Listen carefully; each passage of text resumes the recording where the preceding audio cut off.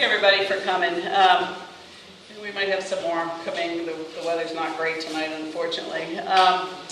Tonight we are here to talk about short-term rentals. And we have a lot of staff here tonight. I am Donna Pesto with Zoning Administration Division. Lily Agazu, also with Zoning Administration. Leslie Johnson, the Zoning Administrator, is here. And we have a lot of additional help from Sarah Morgan. Carmen Bishop is out front, Casey Gresham, and Matt Mertz. So we have a lot of staff here. If you need any help, have any questions, we're happy to help.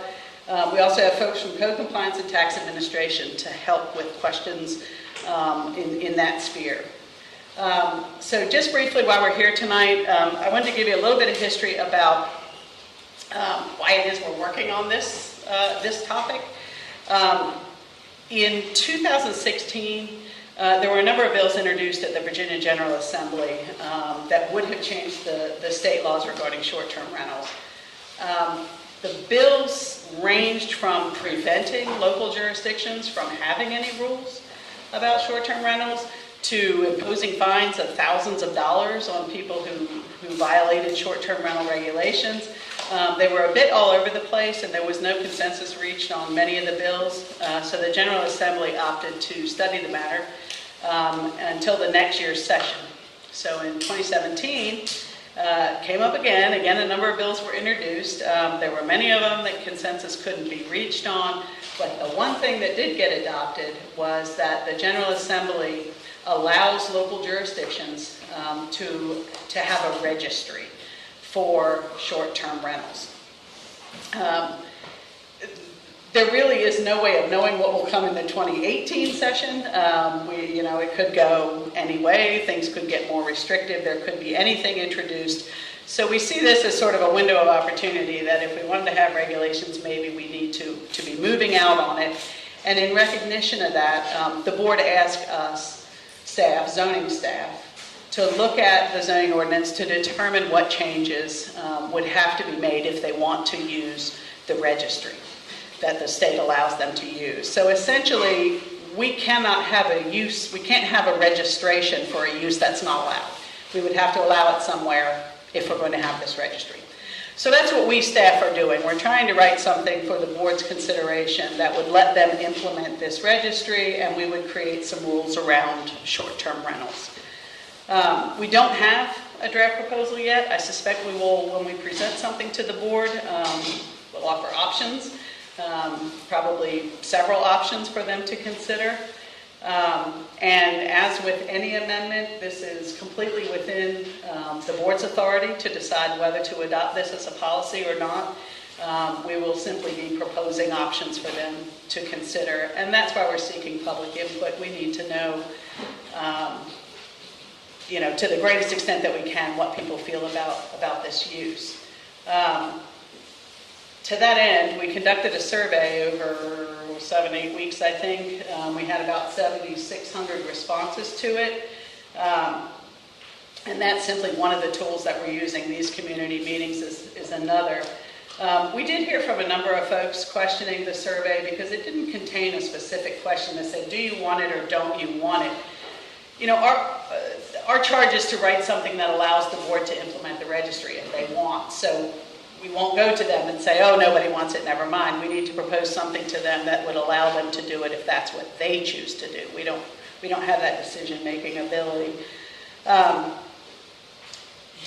One of the things because we knew we weren't asking specifically, do you want it or don't you, we added a comment section so that people could write basically anything they want, and they did.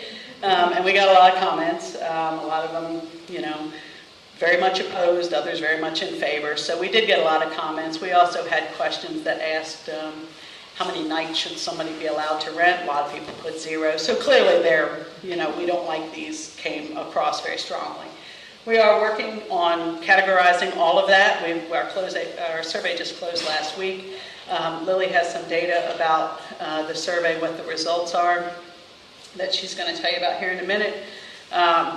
And we will be presenting everything to the board, including, oh, by the way, this many people actually said, no, I don't want these things in Fairfax County. One other thing that has come up pretty consistently was related to homeowners associations and condo associations. and how anything that happens with this amendment might affect covenants or restrictions that you have. And essentially it won't. If a condo or homeowners association currently has regulations or decides to adopt regulations that doesn't let you have a short-term rental in that community, then you do not get to have a short-term rental in that community. HOAs and condo associations are allowed to be more restrictive than we are. They can't be less restrictive than we are, but they can be more restrictive than what we are. An easy example is fences. Fairfax County zoning ordinance lets you have a fence on a residential property. You can build it out of anything except for barbed wire and electric fence. But that doesn't mean your homeowners association is going to let you have a fence at all. And they may also have additional regulations about what your fence has to be made out of and all of that sort of thing. So while they're allowed to do that, what they can't let you do is have a barbed wire or an electric fence. So it kind of goes that way. We get to be, a level of restriction, and they can't allow you to do something that we don't. So with regard to short-term rentals, it's kind of the same thing. Even though it might be allowed in the zoning ordinance, doesn't mean your homeowners association has to let you do it. So with that, I want to turn over to Lily Agazu. She has the luck of the draw in handling this application. So she's going to talk about the survey and some additional information. Thank you. Good evening, Lily Agazu, department staff. So as Donna mentioned, this survey just closed on August 31st, and we received over 7,000 responses. Out of those, about 3,200 were comments received, in addition to comments that we received via email and telephone calls. The survey results will be one of the tools that we will be using in recommending or drafting up any type of regulation.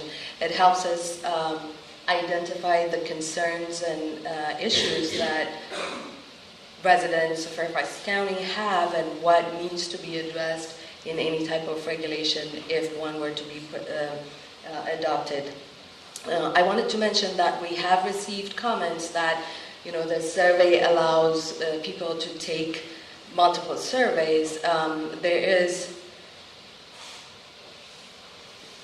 It has a restriction on taking the survey from the same device or computer, but it does allow you to take the survey again from another device, from somewhere else, because the survey was designed to be anonymous, and we wanted to have people take it and give us their comments without concerns that they have to give us their name and their address and all information.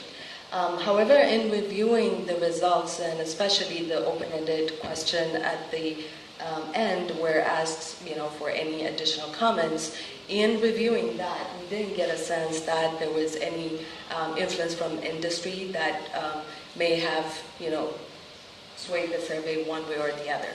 We did get a very large number of responses, and we tried to compile all those comments into certain categories. The basic one, the major one being, do not allow it under any circumstances, or yes, allow it, but with a lot or some limitation and regulation. And there were comments that say, do not regulate these, just allow them to be. This is a self-regulating business model, and the county should not be involved.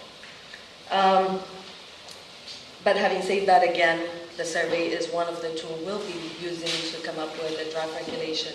This meeting and the two upcoming meetings will also be helpful in getting additional comments and feedback from you so that we can incorporate it with any regulation we may come up with.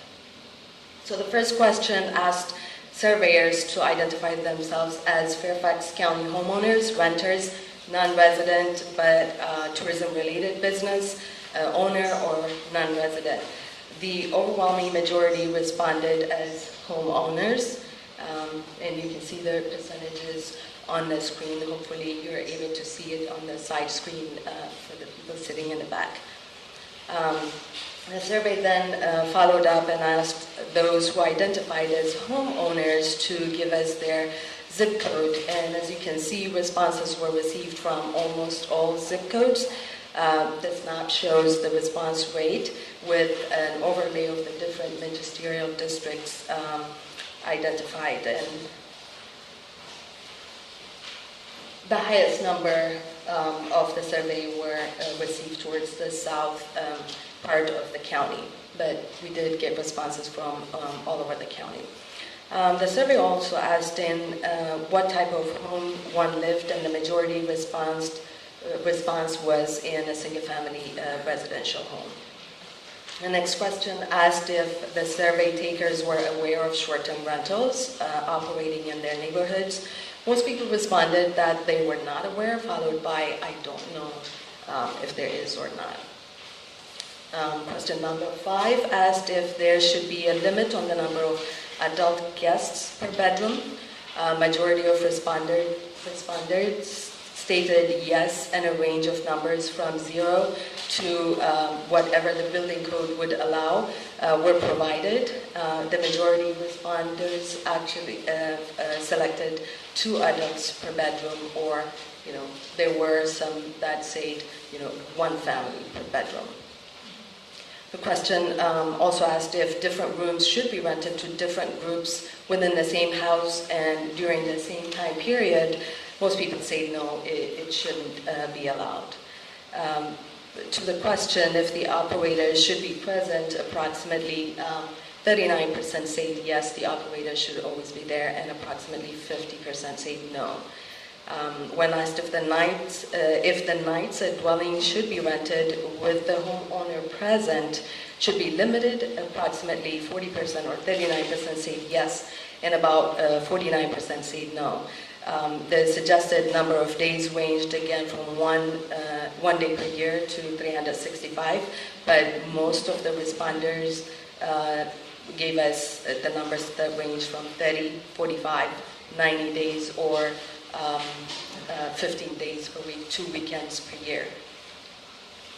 When asked if the night's dwelling should be rented with the homeowner not present, approximately 57% said yes, it should be limited, and approximately 33% said no. The suggested number of days again ranged from 1 to 365, but again most respondents said if the property owner is not there, then it should be limited to either 15 days a week or a year, or 30 days. When asked what type of homes should short-term rentals be allowed, the responses picked all types of housing. In the comment section, some people said short-term rentals should only be allowed in multifamily residential. That is for concerns related to common access, key cards, and common areas. But also there was, on the flip side, there were a lot of people that said no, it should only be allowed in single-family residences. So we received comments on both.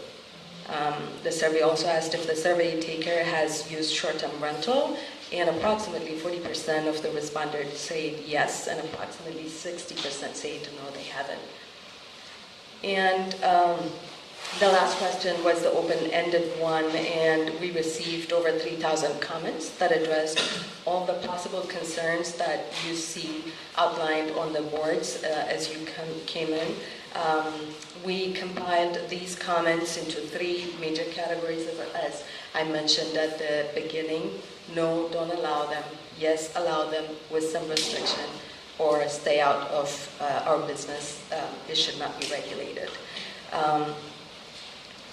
The response rate was at approximately 28% said we oppose them with under all circumstances. 22.8% said stay out of, this is our own business, and approximately 49% stated that they might support it, provided certain regulations and limitations are put in place, specifically addressing the 9 issues that were identified.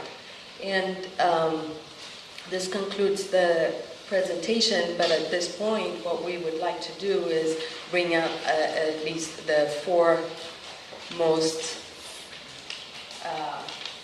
identified comments, and we would like to get your comments and feedback on these issues or any issues that we may not have identified in the survey. If there are any concerns or issues or comments that you would like to share with us, we have Casey and Sarah taking notes, and we'll open the mics for any questions. So as expected, we ended up with pretty much the same ones that we ended up with from our survey. Neighborhood character, which included everything from this is a single-family neighborhood, and having these introduces a hotel into a single-family neighborhood, or it's going to cause my property values to go down, that kind of issue. Overcrowding, having too many people in the neighborhood. The homeowner and condominium association one, we kind of heard both ends of that. One is that, if the county has rules, a homeowners association should be able to have different rules that would prevent it. And then we also heard that, if the county has rules that allow it, a homeowners association shouldn't be able to keep me from doing it. So we heard that full spectrum for that. Inspections, complaints, and enforcement.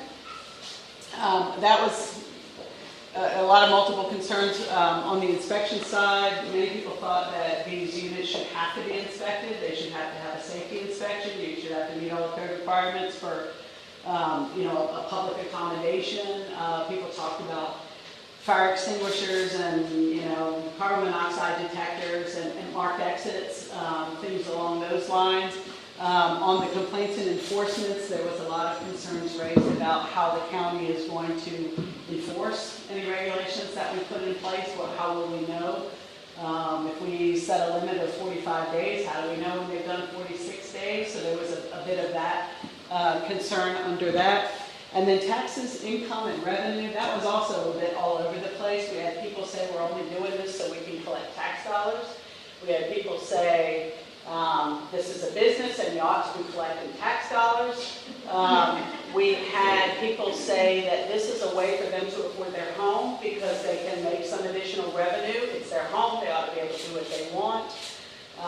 So that was kind of all over the place as well. So imagine, if you will, how difficult it's going to be to propose something to the board that brings all of this together into something that, if they decide they want a registry, here's what that might look like in terms of zoning regulations. So basically what we want to do is just, everybody's kind of identified their favorites. And we just want to go through inspections and enforcements had the most concern. And we want to hear your questions and do our best to answer them. Take your comments. We're going to have folks record the comments. But we want to hear, starting with the most popular, inspections and complaints, if we can start with that. And where's Matt? Oh, here he is. Matt has our microphone. So if folks have, and Lily has a microphone. So we'll just open it up, and please talk into the mic. Try to give people a chance to also respond. Hi. Yeah. I'm Cynthia Shang from the Pleasant Valley neighborhood in Chantilly. My question is in regard to enforcement because we don't have a homeowners association, so we rely heavily on county codes and Virginia codes to enforce what goes on in our neighborhood. So my concern is not only will this possibly increase the amount of times we need to contact the police or have some inspection done or somebody come in to take a look at the housing itself. How is the county going to handle that additional cost that comes with police having to do extra duty to come out for extra calls, inspectors having to come out for extra calls? How are they planning on doing that? Because I think the only thing was this registration fee that the Code of Virginia allows. Are we able to have some additional cost? Because that fee, according to this, only can cover the maintenance of the registry and not the additional maintenance that's going to be required with, having the enforcement. I can answer part of that question. The microphone, sorry, I have a big voice. sorry. That is something we're actually looking at now. We have a staff team that's been working on this with our code compliance folks and with our folks from the county attorney's office to determine to what extent this can be something that pays for itself. We are also looking at this is not a problem that is unique to Fairfax County. I shouldn't say a problem. This is a topic that's not unique to Fairfax County. It has been looked at across the country. There are many places that are well ahead of us in terms of adopting regulations. And as a result, there's a lot of entrepreneurs that have created these sort of data mining services that they will provide information to local jurisdictions. They can get information from these platforms to tell you, let's say we put 45 days on there. They can give us a report that tells us how many days that residence would have done that. So we have people who are looking into that. It's not me, but we are looking at that. In terms of the the staff time, we absolutely recognize that. We are a little bit worried about that ourselves because they can be a bit of a time-consuming sort of surveillance, if you will. It is definitely high on the radar. And what is the police, extra policing? What is that? If you have to call because some renters that are in there. And they handle noise complaints.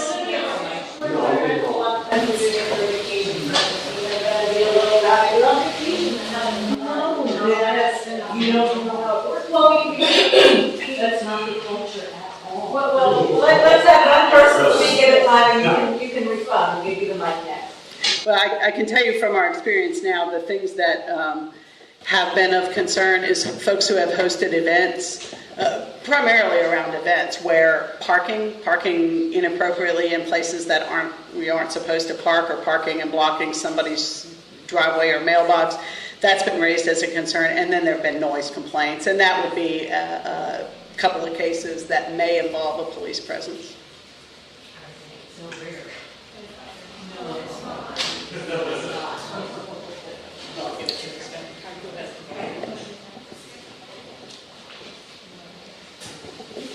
As staff looked at other jurisdictions, it's a two-part question.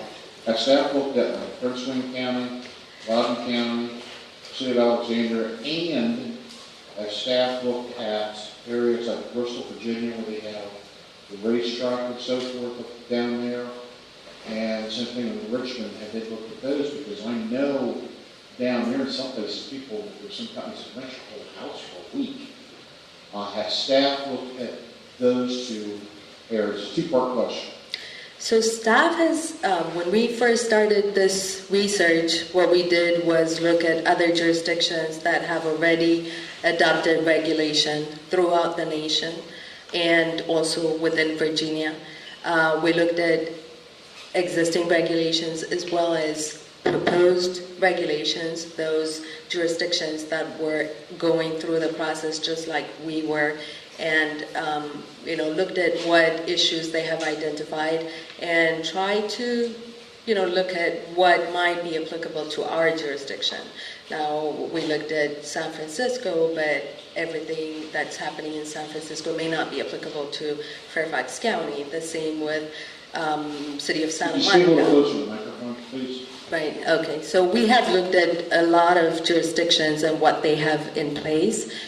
We've tried to look at what is applicable to our jurisdiction. Not everything that has been adopted is applicable because, frankly, geographically and even location-wise, we're different than a lot of jurisdictions.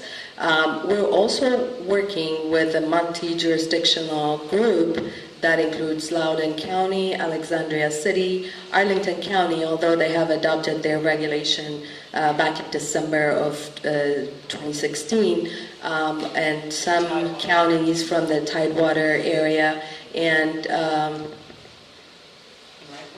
Riker? Yeah.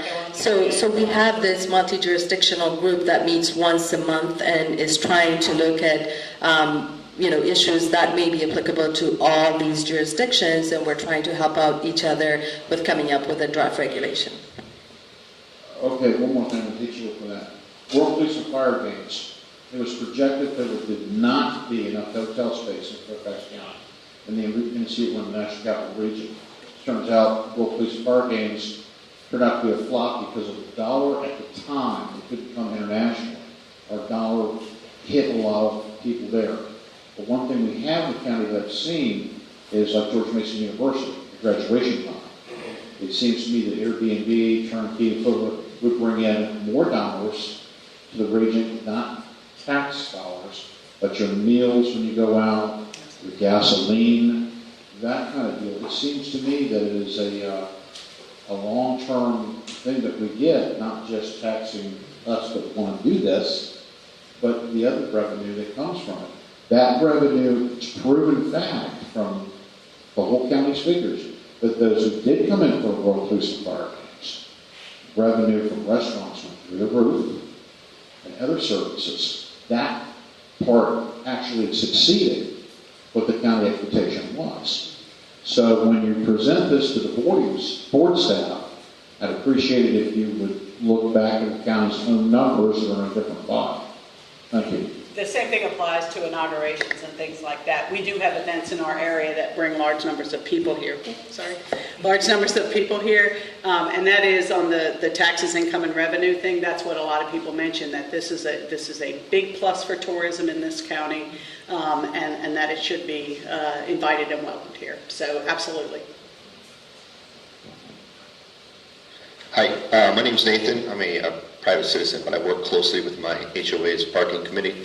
I had just a lot of questions, but I'll boil them down to one. But I did have one observation and one clarification. You pointed out that you didn't notice any industrial influence in the surveys, but I just wanted to observe that in question 11, more than 50% of the respondents claim to have been at least one time rented out a room via one of these sites. So I noticed some sort of, at least I want to think that more than 50% of the Fairfax County residents do this. No, I think that's have you used it? Like, did you go to the beach and use it? Okay. Yeah, right. that was that question. Right. Not do you do it in Fairfax County, because that number is very low. Okay. Yeah. Thank you. And one point of clarification. You also said that HOAs have the right, whether legally or procedurally, to deny this thing outright, short-term rentals outright. Does that authority come from the county or the state or both? Well, under your homeowners association regulations and your bylaws or covenants or whatever it is your group has, there oftentimes is things that are precluded. Sometimes it's running a business out of your home. Sometimes it's a lot more specific than that. But you are allowed to have those kinds of regulations. That authority is granted to those associations from the state. So the county zoning ordinance really has nothing to do with those regulations. We don't enforce them. We don't write them. We don't have anything at all to do with them. But you are allowed, through the authority given to those associations from the state, you can have that. Okay. It's a private covenant, yeah. Okay, great. Thank you for that clarification. I have one question, but I'll save that for when we get to the HOAs. Okay. My question regarding inspections and complaints. Does the HOA or individuals have a venue by which they could complain specifically to short-term rentals? I understand we have the FIDO website, which allows private citizens to report zoning violations. Whether they get addressed is another issue, but is there going to be a way to address specifically short-term rental violation? As we develop the regulations, we'll be working very strongly on what we're going to do in terms of enforcement. If you're asking about what the rule is today is basically if you call the Department of Code Compliance, they send out open up an investigation, send out an investigator, and we start going from there depending on what they find. Going forward, it may be a similar process, but we will try to streamline as much as we can in terms of if there's permitting, if there's a complaint process, if there's a monitoring process. We just haven't gotten that far into developing regulations to know what that might look like.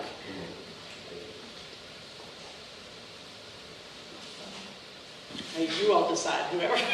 You all are looking more.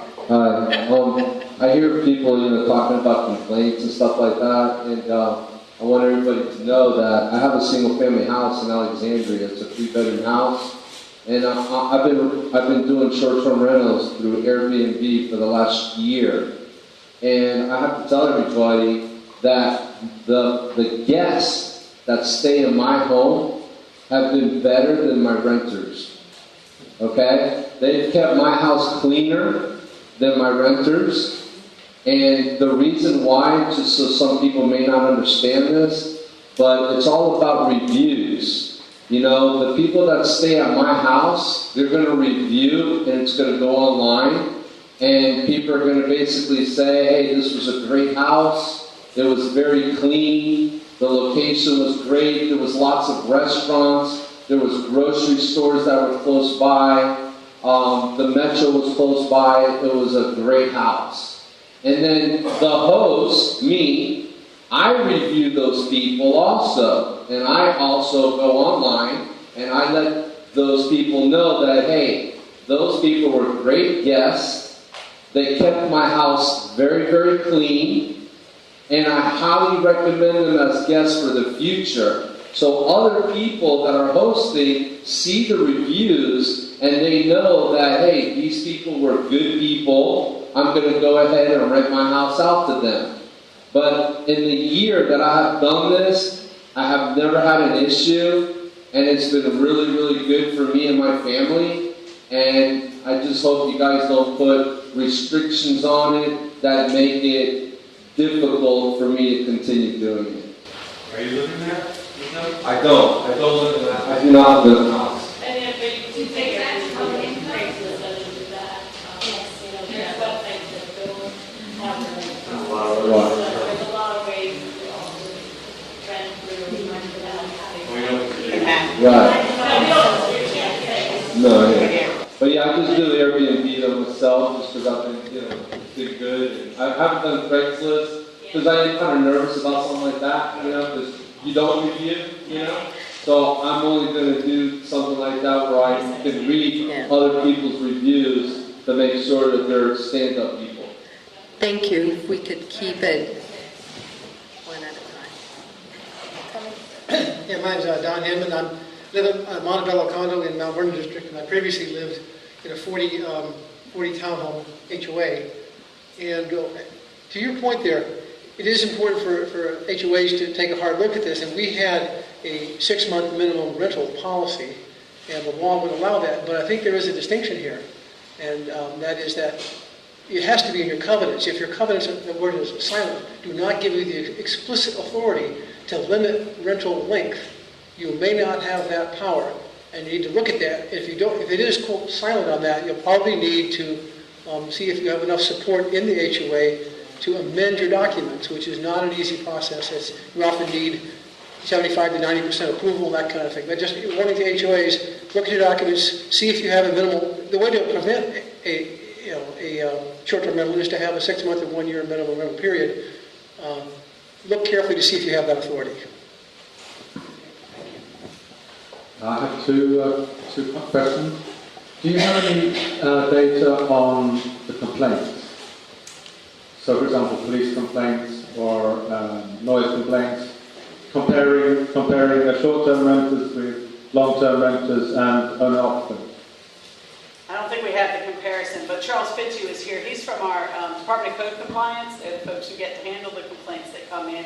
So he can give us some information about the complaints we've gotten on short-term rentals. Yeah, at the current time, we don't have raw data about all of the things that go along with a short-term rental. We basically have received about 36 complaints for short-term rentals in the past year and a half. We currently have 15 cases open, and we've written about 5 notices of violation so far. The complaints regarding noise and those other things, we do get information on that when we're investigating the cases, but really we don't have it broken down in that way as of yet. And we're looking forward to seeing what happens with these new ordinances or regulations. Would the police have that kind of data comparing the... I don't know that they would have a specific violation that would say, oh, this is a short-term rental. They might show up because somebody's parking in front of somebody's driveway, or they might show up because somebody's making a lot of noise, but I don't think they would ever relate it back to a short-term rental, not from the police review. That wouldn't be a concern of theirs because it's not a law of theirs. That would be our regulations. I'm just wondering if, the short-term renters are worse than long-term renters or regular. Right. Yeah, we definitely do not collect data around that. Definitely not. Also, I have one more. Have you compared the impact on the local economy of a vacant residence compared to one which is rented out? short term? We have not. We haven't done that kind of analysis. As we develop our staff report for the board, we basically have to hit all of the topics as we work out our staff report.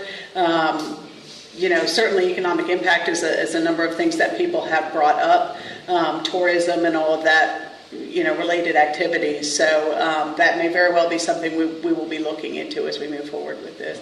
Right now, we're just trying to get our hands on, what the citizens have in mind for this use.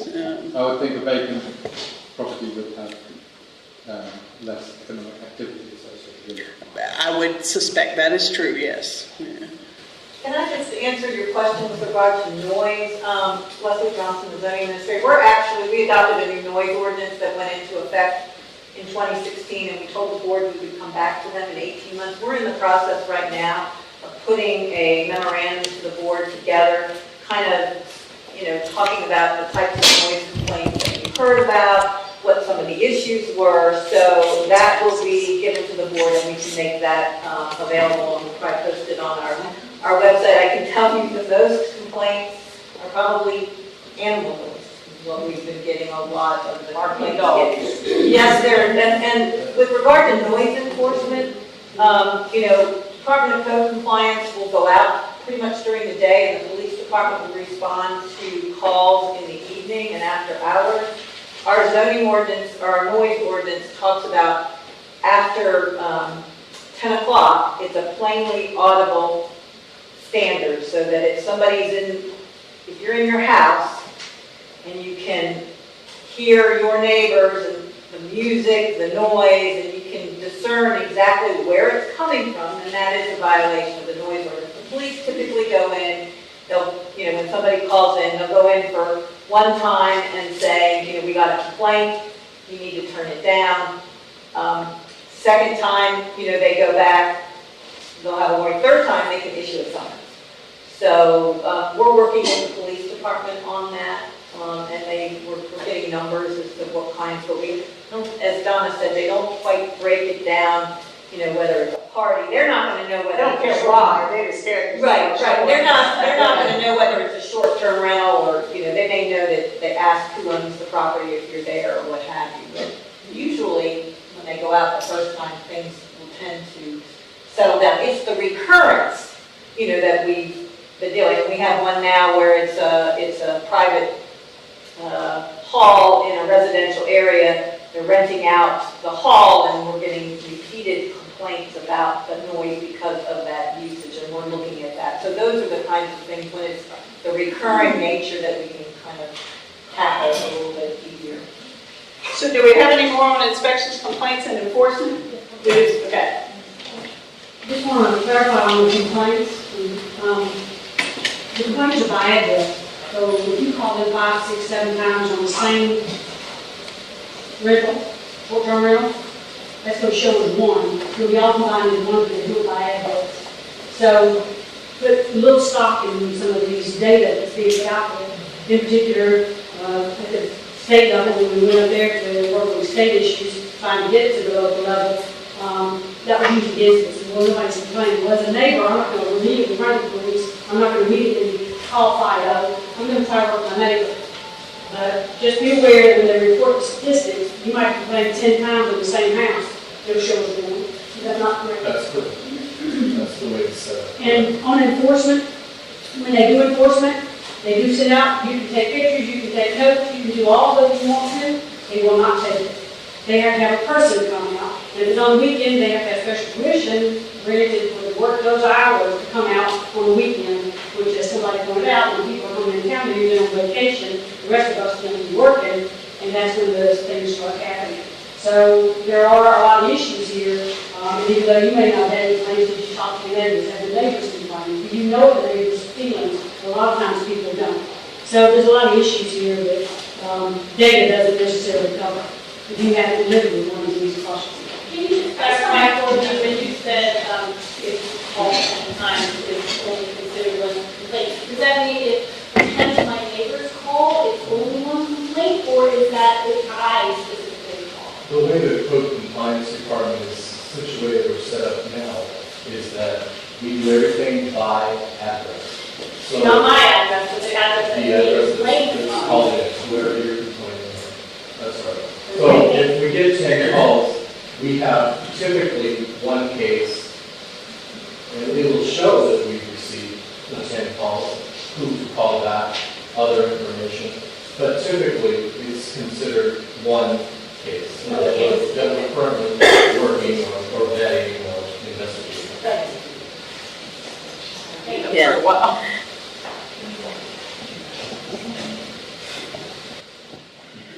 So I'm reading something that was put out for this presentation, and it says currently in Fairfax County, short-term rentals rented for less than 30 days at a time are only allowed with approval of special exception by the Board of Supervisors.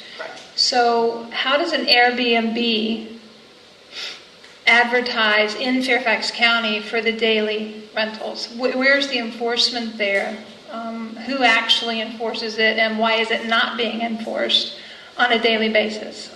Where I come from is a condominium. We are blessed with bylaws that do protect us, for a year-long timeline, but we are plagued with Airbnb, and it's much to the gentleman behind me who had a wonderful experience with Airbnb. Our association is not having a wonderful experience with Airbnb, and they're using our asset, they're using our amenities, oftentimes damage, and it's frustrating. The state only allows us $50 per day for 90 days to hold a member accountable for breaking our rules. It's not fair. And so I think whoever you're speaking with needs to understand that. I'm curious why we have a 30-day and it's not being enforced, and we allow people like Airbnb to advertise our county on their site. Well, under the current regulations, it is transient occupancy is considered anything less than 30 days. And under the ordinance, the only time you can do that is through a special exception approved bed and breakfast. Well, we don't have any of those. So in terms of the Airbnbs that are being conducted, those are the violations that are getting called in. There was a very brief period of time in 2016 when it looked like the state was going to take away all of our legislation, all of our ability to have regulations around Airbnb. There was a period of, I say Airbnb, I mean short-term rentals because there's a whole bunch of companies, but there was a period of time where we didn't go out to those because we didn't know if we would have any enforcement ability at all if the law was changed. So the law didn't get changed, and now that's what Mr. Fitchie was speaking about in terms of the violation complaints that have come in. They do pursue those. They go out there, they try to catch people who are actually in the Airbnb or the short-term rental so that they can document the violation so that if we have to end up in court, we have enough evidentiary support to actually win that case. So some of the things that are problematic for us is that if you go on to a short-term rental platform's website and you see that dates are blocked off, that isn't always evidence that somebody's going to be staying there. It could be they don't want somebody there that weekend because their mother is coming into town. So there are things that aren't strong evidence. So it's really the totality of it, and that's the challenge that the enforcement folks have. A lot of times neighbors say, well, there were two different sets of cars there over the last couple of weeks. Well, maybe those were friends and maybe those were short-term renters. So that is the evidence that they collect. It is no easy task, and it is very frustrating for the citizens who want the action to move faster. We are also, that's part of the reason we've looked at some of these data mining companies that are out there.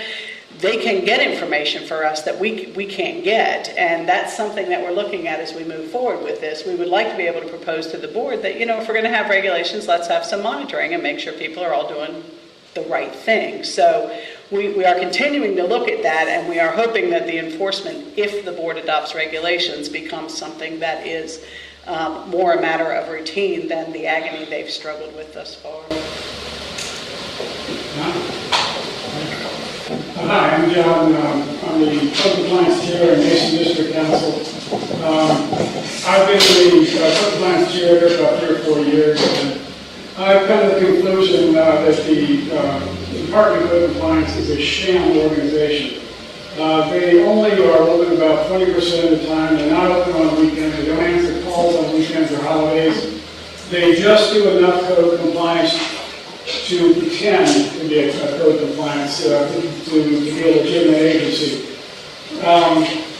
They have a lot of challenges, in fact, and one of them is that in our county, we only have 1/5 of the Commonwealth attorneys we should have. And these are the attorneys that do the handle prosecutions.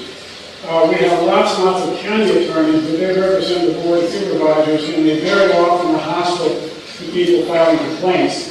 One time we were handling a complaint, they had $14,000 in fines on the line, and it was a slam dunk case. They changed the lead attorney the day before. Guess what? They lost it. So when you evaluate this, when you think about this, I can promise you that code compliance will not rise to the occasion. Now think about it. They're only open. They only answer the phone about 20% of the time. Imagine if the police department did that.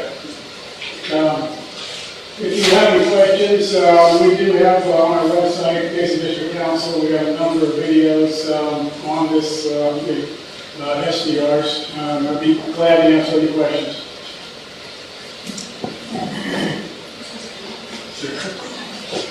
My next one is fun.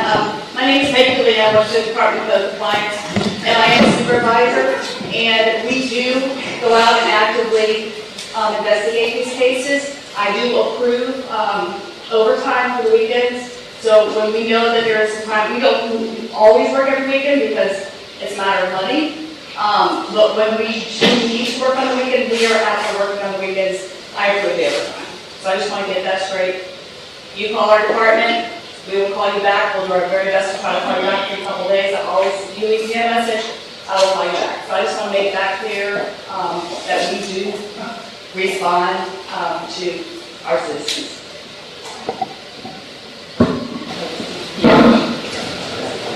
Here we go. Yes, my name is Deb Pestronk, and I live in Reston. I'm president of Golf Course Island Association and have been for about 8 years.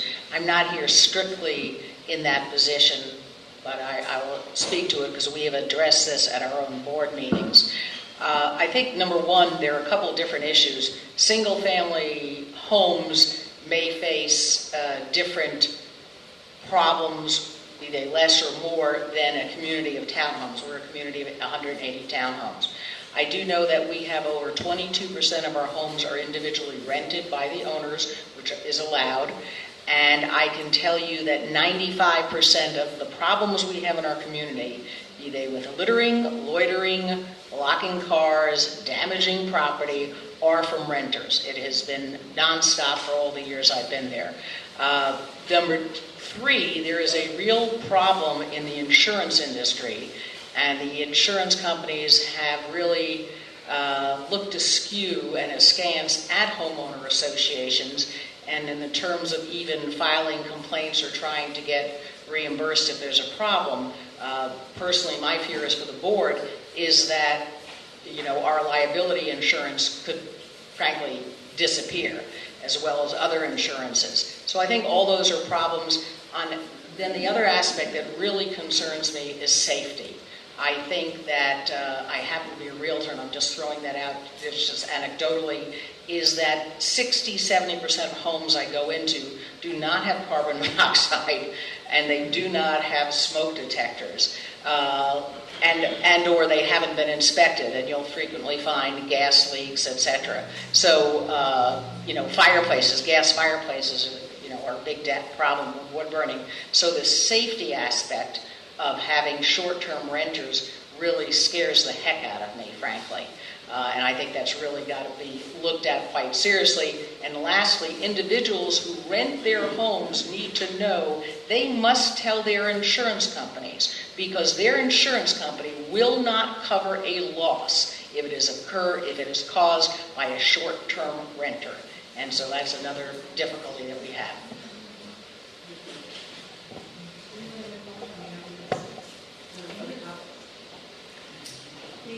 We may want to touch up on the other topics as well so that we can get information on all four. But at the end, maybe we can come back to the topic that you have more concerns and we can just address. If we want. I mean, we have taxes, income and revenue, HOA condos, and neighborhood concerns, so we can just take whatever. You've been waiting for a while, so go ahead.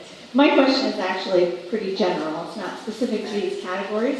It's more related to kind of the work process of getting information and the survey. So on the survey, question number 11, which you have here, which is, have you ever rented a room or entire room? So the majority of people that answered this survey, or at least answered this question on the survey, have no experience with short-term rentals. And then question number 4, which was, are you aware of short-term rentals in your neighborhood? The majority of people said no.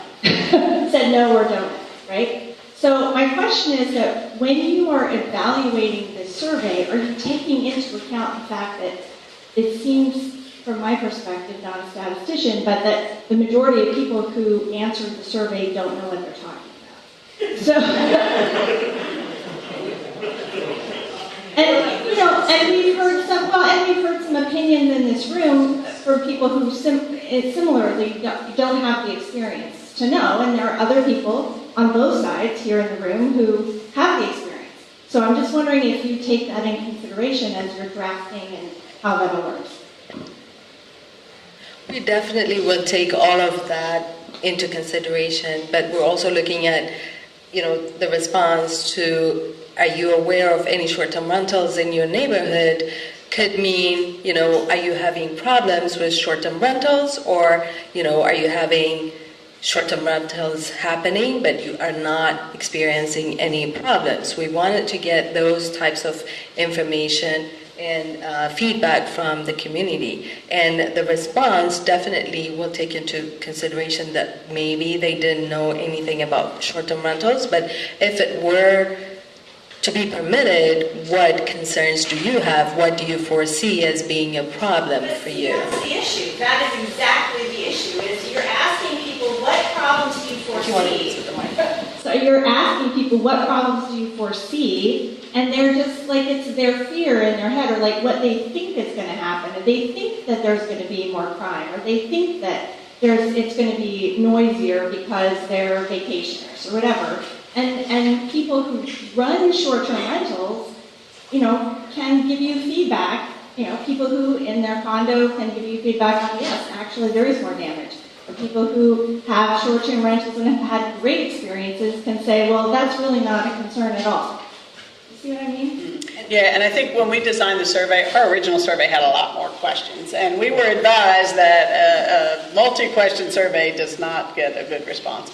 So we pared it down to these questions, leaving out all of the things, do you think Airbnb, or do you think short-term rentals would increase noise? Do you think they would increase rent? Do you think parking is a concern? Right. So we completely eliminated any suggestion of what might be a concern to folks.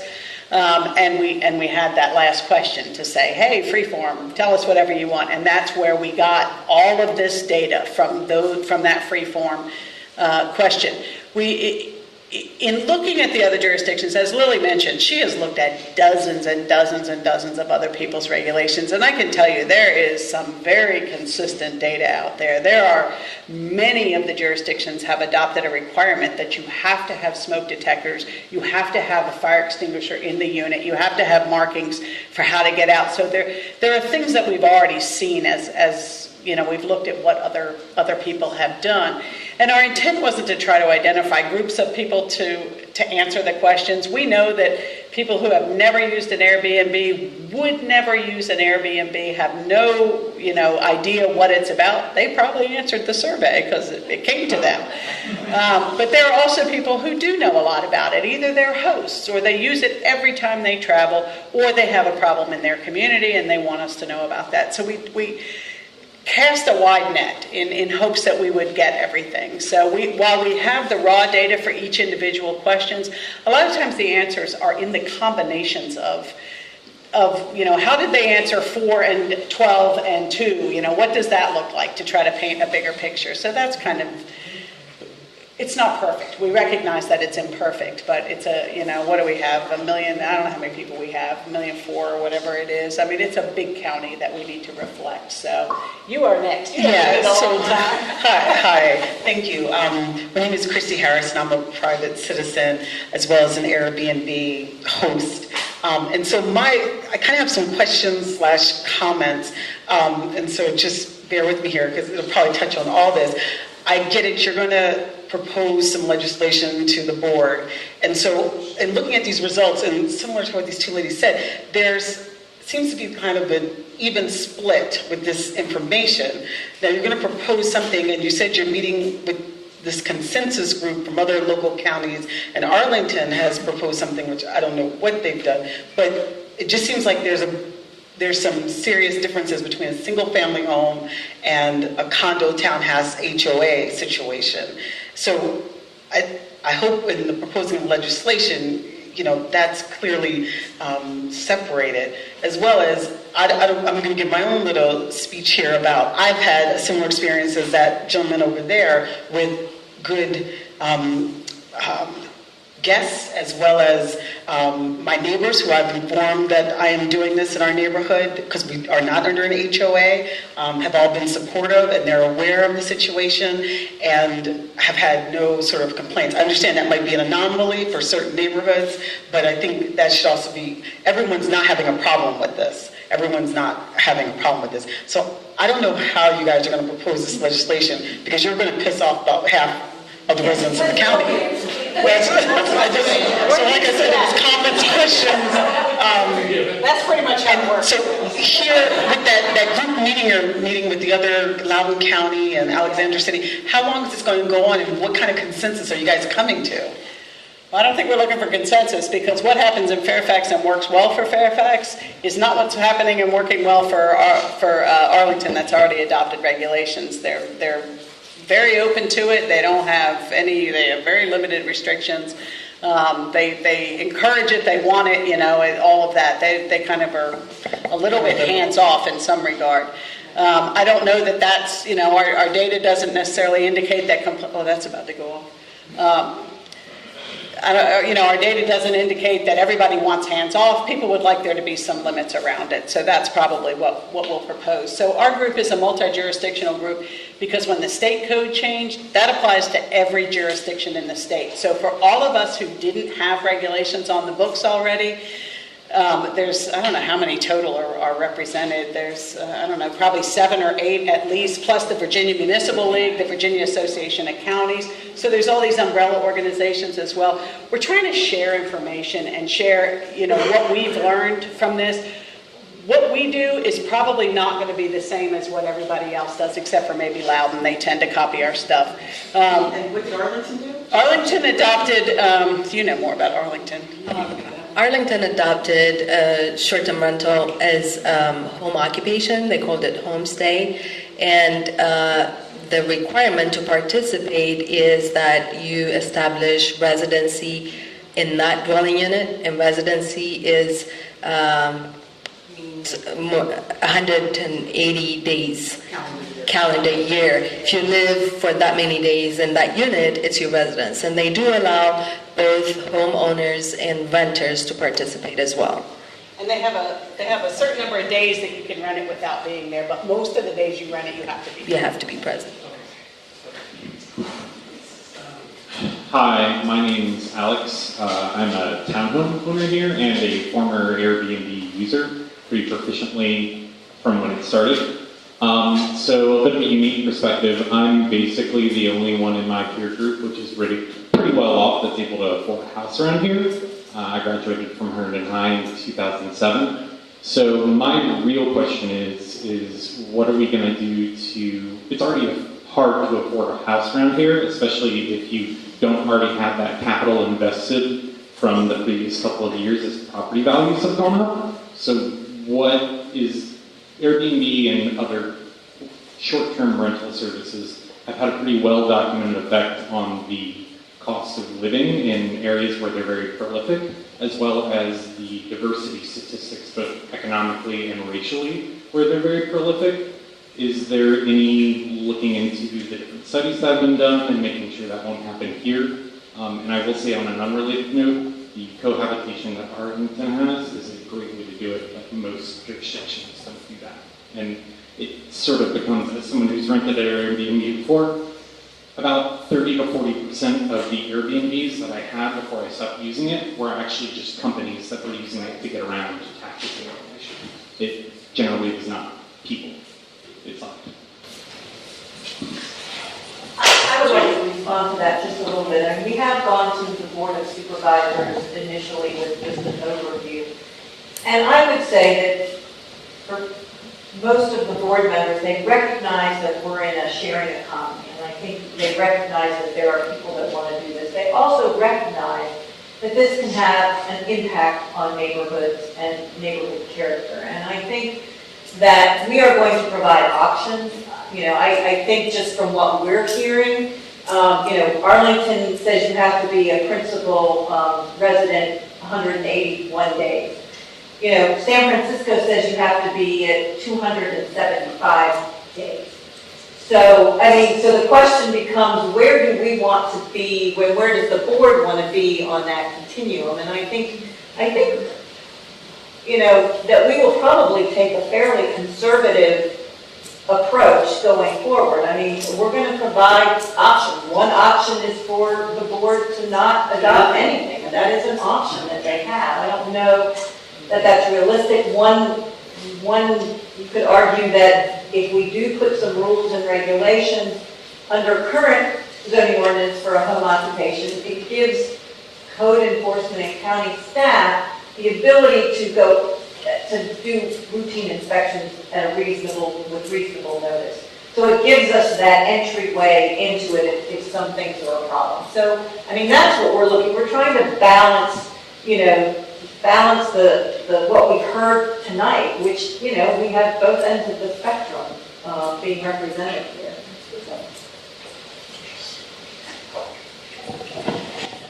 My name is Sandy Dresser, and I'm president of Golf Course View Cluster Association, 105 townhomes.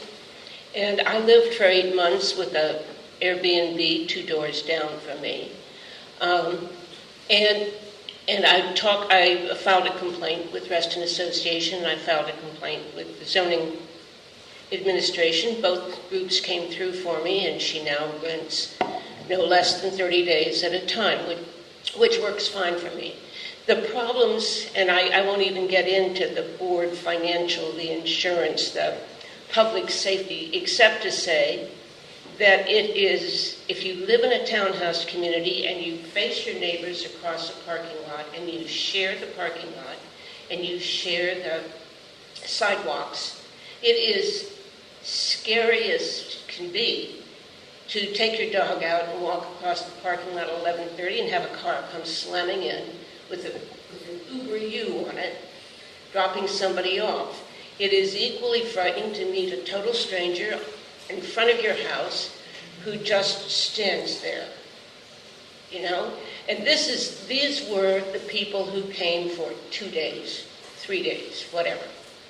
It's something that people who invest hundreds of thousands of dollars in their homes shouldn't have to put up with because one of the neighbors has an extra room and could use some extra change.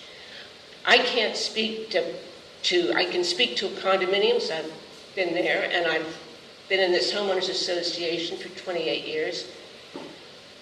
I don't have any problem with single-family homes. You don't share the same driveway, you don't share the same sidewalk, you don't share the same kinds of things. And as my colleague here pointed out, nobody is paying for your amenities in a homeowners association in a condo.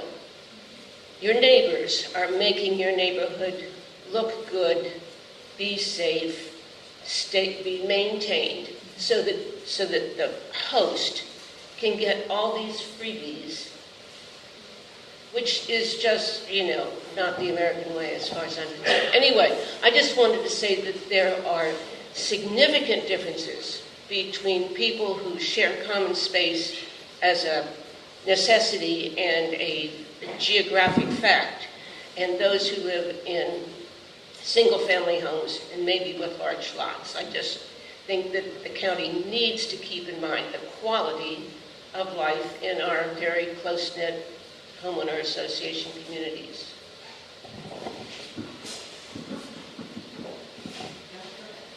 Hi, my name is Tamara. I live in Alexandria. I've lived in Fairfax County for 24 years in my single-family home. I have two daughters that I've raised and went to Fairfax County Public Schools. They both are now in Richmond. They are at VCU and work on their careers. And they left the home, so it's just me. I'm divorced. A few years ago, I lost my fiance, and then my mortgage simultaneously doubled because of a line of credit. I could not afford it. Rather than lose my house, my sister suggested last year that I try doing Airbnb. I had done long-term rentals. I've had somebody stay in a mother-in-law suite, and I've had the long-term rentals that I've had didn't take care of my property. They didn't respect it. They didn't respect me. When I started that Airbnb, it's been incredible. And now I don't lose my house. I can pay my mortgage. It provides my guests the ability to apply for jobs and to go on interviews. I live near Fort Belvoir. They work for the Army. They are government contractors. It affords them the ability to stay in Fairfax County so that they can actually consider these things. It is a melting pot of all nationalities.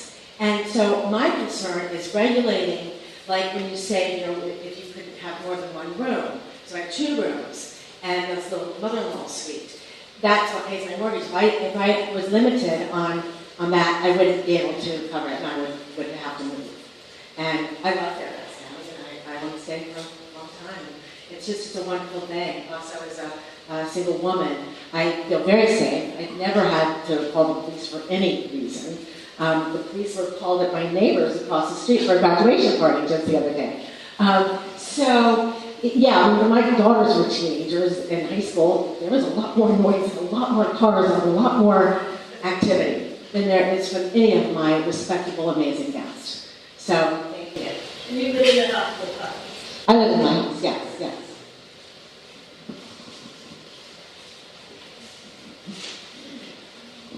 Hi, I've been doing Airbnb about a year now, and I can say the same with these 2 people. It's been fantastic. My kids also go to college here, and they're all doing their own thing. I have almost all professionals staying in my house. I've had worse renters who live next door twice now than I've ever had out of my own house.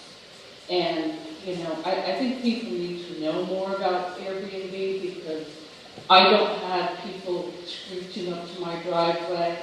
I give them my parking spots. I take extra parking spots in the neighborhood. It's been a fantastic event. It's a good deal for the community. I give them lists of restaurants where to go to eat.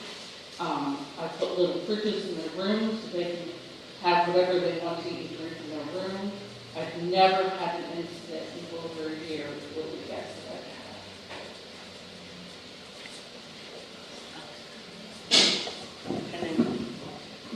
Hello, I'm a long-time Fairfax County resident, 40 plus years. 72 years old. I would love to retire, but unfortunately, or fortunately, depending on who you're talking to, I'm still working. About a year and a half, 2 years ago, my wife and I started looking at some options, alternatives on, how can we create some income? How can we retire? How can we semi-retire? Which would make me very happy. And all of a sudden, we recognized this new thing called Airbnb, called Home Away, called Vacation Home Rental by Owner. We decided to take a closer look and became Airbnb, Home Away. We used 3 different websites. And all of a sudden, it's provided us with enough income that, hey, we can now semi-retire.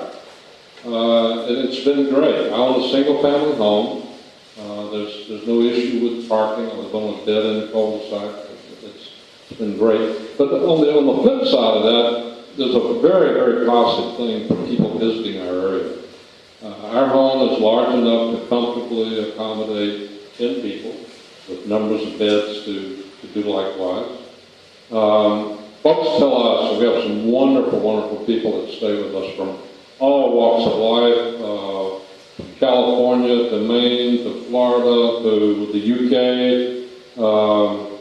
And they tell us that, hey, we could not afford to come and stay unless we were provided this type of service.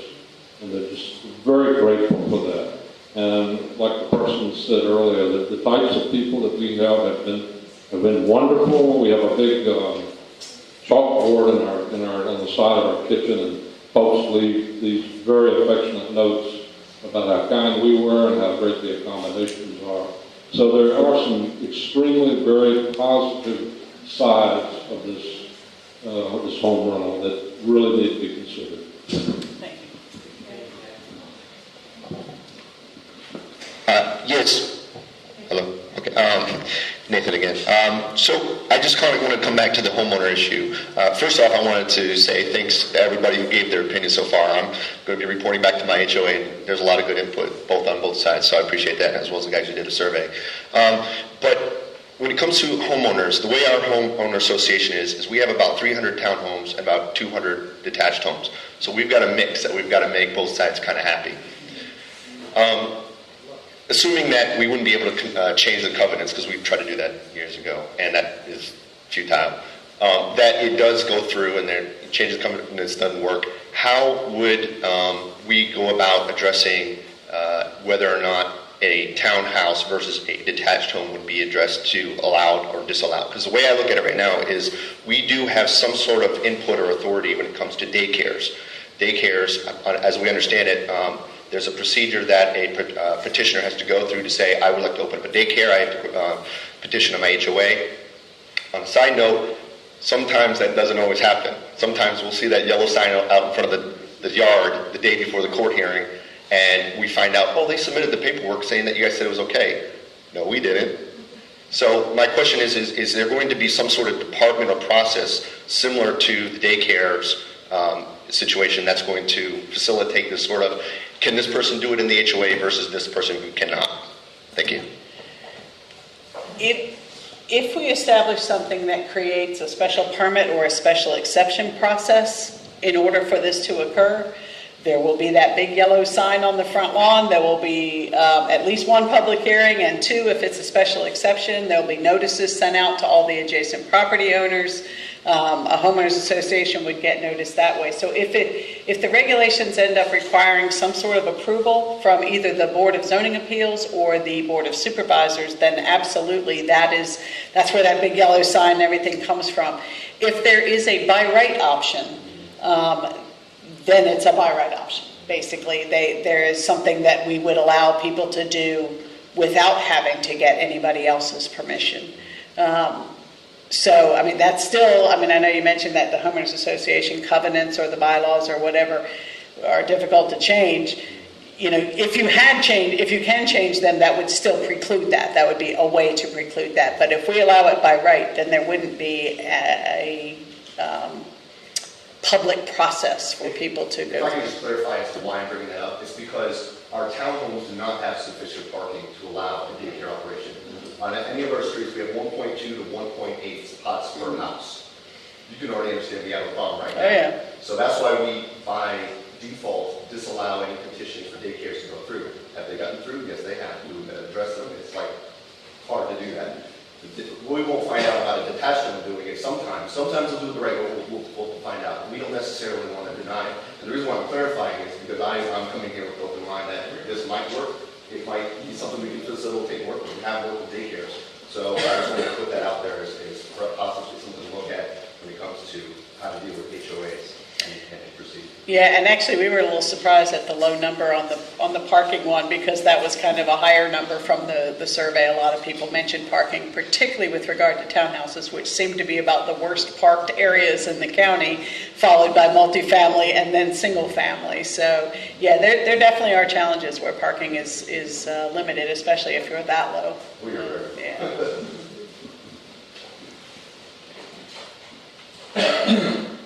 I guess I very much appreciate hearing from the Airbnb hosts that we have in this room. And I guess I can really foresee, the board appears to be taking kind of balanced approach. They want to balance entrepreneurship with people's neighborhood character. And if they do it right, none of these Airbnb hosts should have any concern. You will be, one possibility is that you will be required to register. Okay? you'll be required to pay taxes on that, just like a regular Airbnb or hotel. Means to me that's very fair. You're still in business, and you're still not going to operate. And maybe you can tighten that, even though there was some limitation on the number of rooms, number of people, they could be looser on that possibility, so you can make some money. And if your guests are as well behaved as you say, then you won't have the neighborhood complaints, and so you have nothing to fear from a good, well-crafted Fairfax County regulation requiring a registry, payment of taxes, things of that nature. Should work fine. They're not trying to shut you down. They're by their own admission, they want to balance these interests. The sharing economy, entrepreneurship, preserving neighborhood character can all be done with the right regulation. I hope that's the outcome. Thank you. Thank you, and that's what we're trying to get at, and these meetings definitely are going to get us closer to that point in addition to the survey results. That's a well-taken point. My name is Charlie Hoffman. Amongst my other volunteer activities, I'm on the Residents Covenants Committee, and B&B, as we call them, complaints are numerous. One thing I wanted to mention to this young lady with her frustration, at our last meeting, our lead advisor mentioned that she searches 13 or 14 websites, and one of the complaints that came before us was a website she had never heard of. So it's not like you just search Airbnb. We use that generically, but it's impossible to know how many places out there are renting these properties. And the other comment I wanted to make was one of the recent issues that came before us was in the very high-end condo complex here in Reston. One of the units was advertised as a weekend rental cabin. Now, the neighbors have paid hundreds of thousands of dollars for their units. If these people are in which they were, that was why there was complaint, trashing the place, the value of their property is going to go down. That's part of the Covenants Committee, is to see that Reston is kept neat, tidy, and property owners take care of their property. And, I sympathize with everybody owning their home, being able to do with what they want with their property, but we're a community, and the respect of your neighbors and the rest of the community has to be maintained also. Thank you.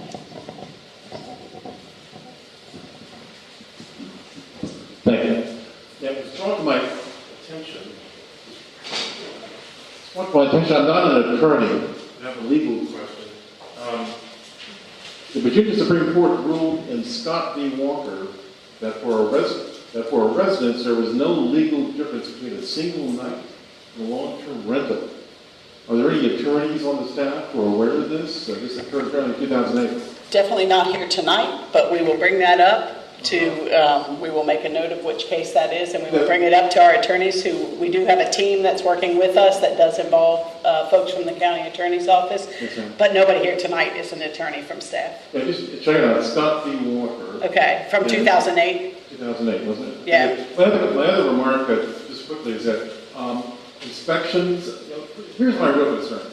The hotel industry doesn't like short-term rentals. I think that's obviously pretty clear. And Norman himself, who was a politician of Virginia, who tried to nix this whole thing, has a big interest financially in the hotel industry. So I'm concerned that they will use regulations and onerous registration procedures and fees and inspections to stop people from doing this and basically create a barrier. And I don't think, for example, in the case of inspections, that's an additional expense for the county.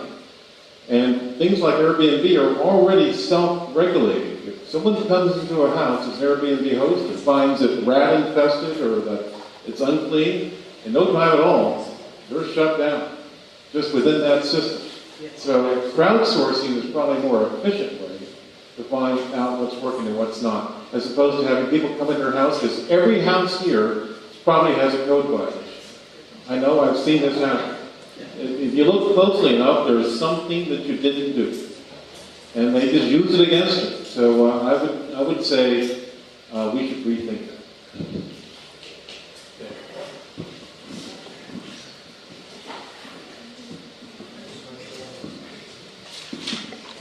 So, what is the difference between a short-term renter and a long-term renter in regard to cars and litter and police and all those things. Because I've had long-term renters that were not very respectful. And then I had an agreement with them.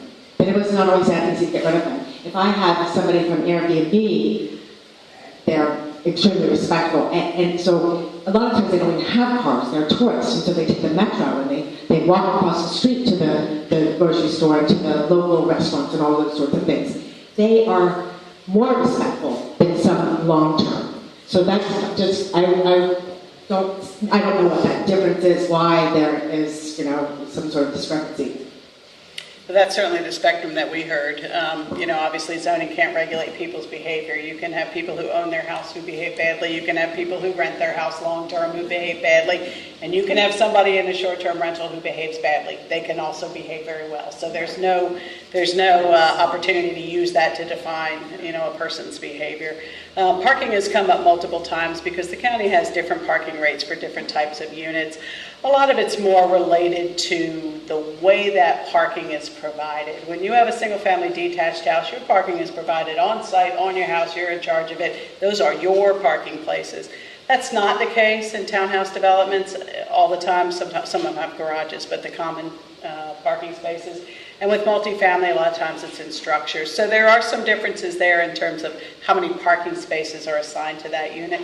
But you're exactly right. A lot of the comments we got were, these people show up at the airport, the Uber brings them to the house, and that's it. There's not another car involved. So again, it isn't always that, just because you have somebody staying at your house, there are a lot of extra cars associated with that. That's not always the case. You can have a bunch of, driving kids and you end up with 6 cars out front and they're all your own. So it's not a correlating thing all the time. And that's part of the challenge in putting this together. People have very real fears about these topics. But there isn't always a direct correlation that we can say happens every time, because it does not. May we go on to taxes and revenue and income? Sure. You can be the first one. Well, I just want to hear what you're... Oh, okay. I also know, just for some people, that Airbnb does offer $1 million insurance policy if something was to happen. Also, us hosts, there is a security deposit that the guest, if something was to happen or damage is concerned, they do have to pay a security deposit where, that person can receive the proceeds to repair whatever it is that they damaged. But, we all know that damage to property, is not just subject to Airbnb people, it happens with everyone, homeowners, renters, short-term rentals. I mean, it's all across the board. It's not just specific one type of person. And, for me, too, with the, hotel industry that was brought up, we know it's definitely, cutting a hole in their pocket. I'm sure the hotel industry definitely has a problem with it, but for me, just to give you guys an example on the other side, I have 4 children, so me and my wife, if we wanted to go to another state and travel, we can't all stay in the same hotel room together, because it's a fire hazard. We'd have to rent 2 hotel rooms out. You know how much money 2 hotel rooms is going to cost me? That's going to cost me so much money that I'm not going to be able to take that trip with my family. So that's why it's also very nice that Airbnb offers a house at a price of a night for a hotel, and I can have my whole family in one house, So, it seems to me that there are so many more pros than cons to the Airbnb thing, It's just, it's bringing money here to the economy. It's, the homeowners, the Airbnb people are be able to, pay their bills or their equity lines, whatever it is. I mean, the complaints that I'm hearing are just normal complaints that every person who owns a house has. It's not just Airbnb people, And, I just, hope that you guys don't put any regulations on it. And I just hope that you guys are reasonable Because if you put some kind of regulation where you can only, do Airbnb for 3 months or 6 months, that's going to knock me out of it, because who's going to rent my house out for 6 months? Nobody's going to rent my house out, for short term. So the only way that this will work for me is if there's not strict regulations on it. All right, so somebody mentioned the taxes, let's see, taxes, income, and revenue, and I can give you some examples. I'll get to the microphone. I'll give you some examples of what we heard in our survey around those topics.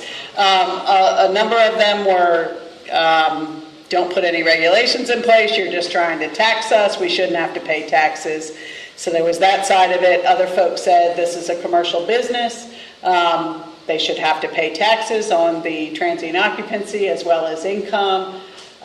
We heard from folks who indicated that this is an opportunity to make money, and without being able to do that, they might not be able to afford to stay in their house. A number of folks mentioned the tourism industry here, that this is a huge advantage for the tourism industry. It brings in people who spend money in other places, not just on their accommodation, but on food and entertainment and activities. We heard, what else came under that category? It was pretty much across the spectrum from leave us alone, don't tax us, you're just trying to take our money, to hey, this is a business and it should be taxed, and kind of everything in between. So are there any folks who have questions or comments that are related to the tax structure? I'm clear on what you just said. The people are not paying tax on this income? So this person that we're now going after in our condominium association has rented their unit to Airbnb for 60 days at $150 per day. You do the math. So that person's not paying taxes on that money? They rented to the same person for 60 days in a No, row? Oh, no, okay, I got you. There's no way for us to know in zoning whether or not they have, but it's not a use that's allowed. I mean, that's not a permitted use in this county. Whether or not the county is collecting a transient occupancy tax, they would actually have to submit that voluntarily to the county. So whether or not they are, I do not know that. And the same with income tax. Your income is what you report. Right. So there's a lot of laws, being broken. And I think that's why the state had such a hard time looking at this. They started in 2016 looking at what regulations to put in place. Nothing really gelled. It carried over to 17, and I would bet every dollar that it's going to carry over to 18 as well. We're likely to see more come out of this at the state level as well.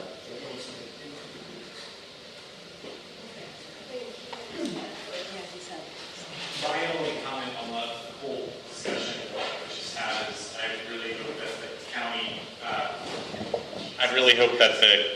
one of the county's main positions is making sure that housing is someplace someone lives and not just necessarily a tool for making money, because we already do have issues with affordable housing. Once again, I'll bring it up because it is a big issue. And more of my generation isn't moving here, or at the very least not starting a family because they can't afford an actual home.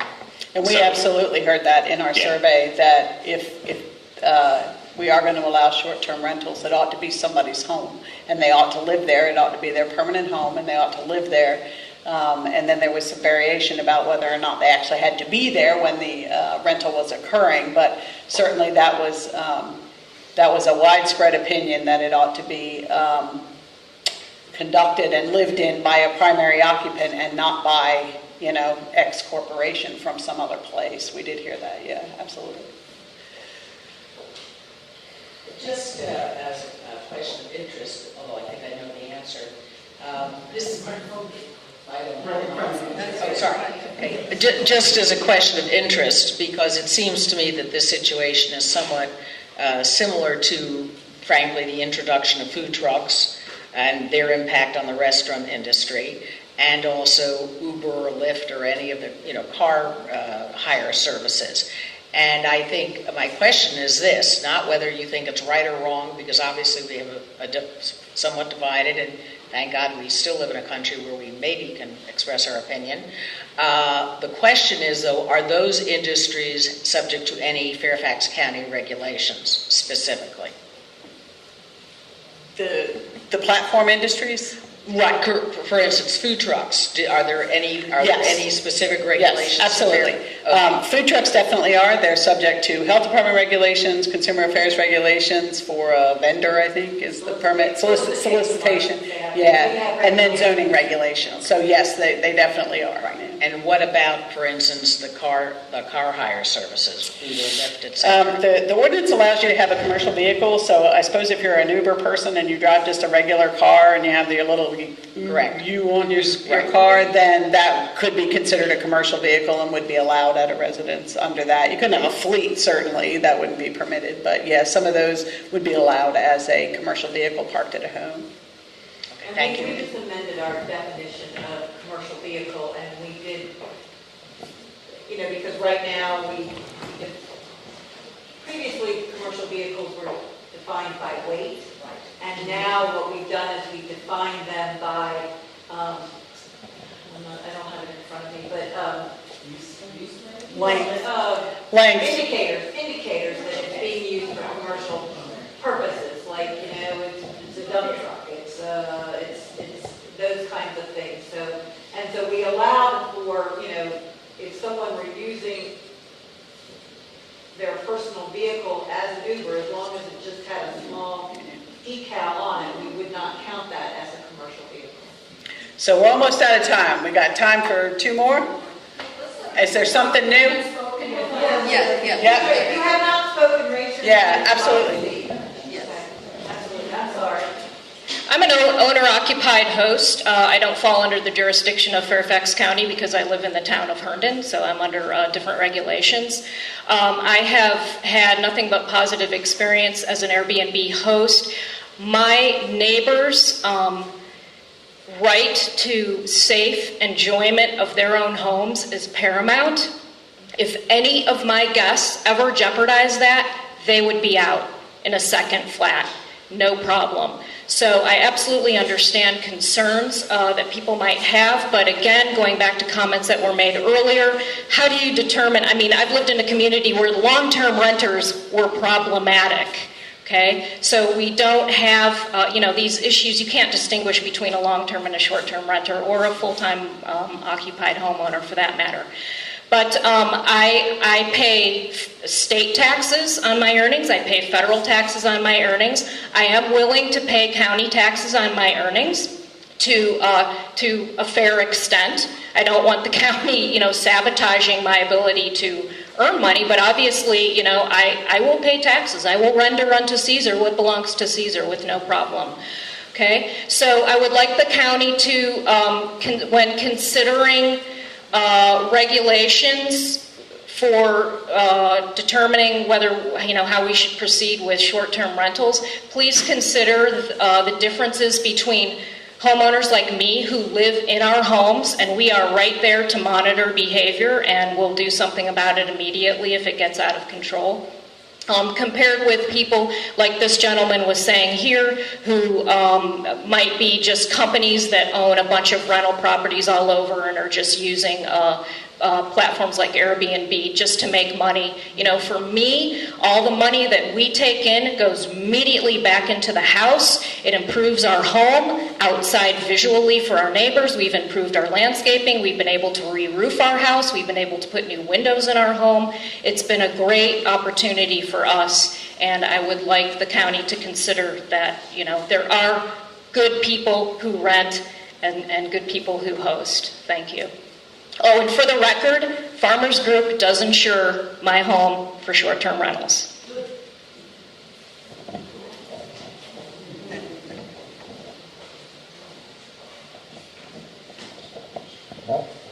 Hello.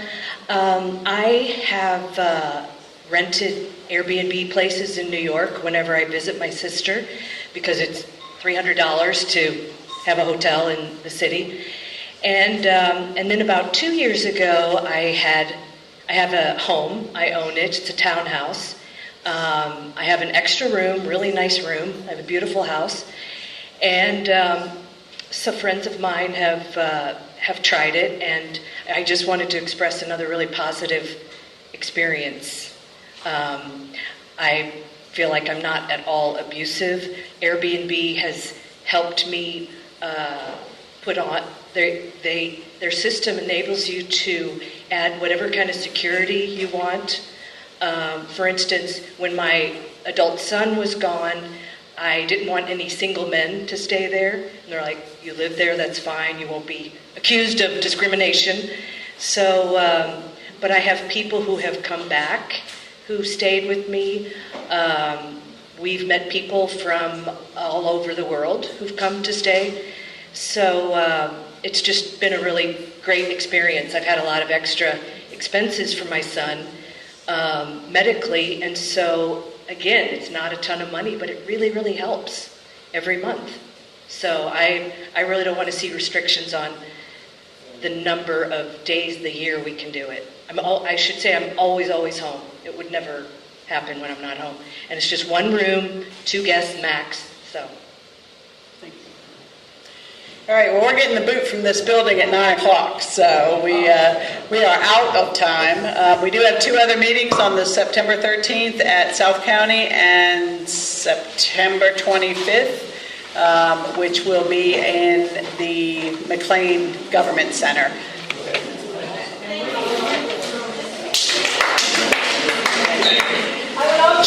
Check our website. We have a website dedicated specifically for this, and we will take any comments you have in writing, email, whatever you want to do. Address is on the website. Thank you all for coming.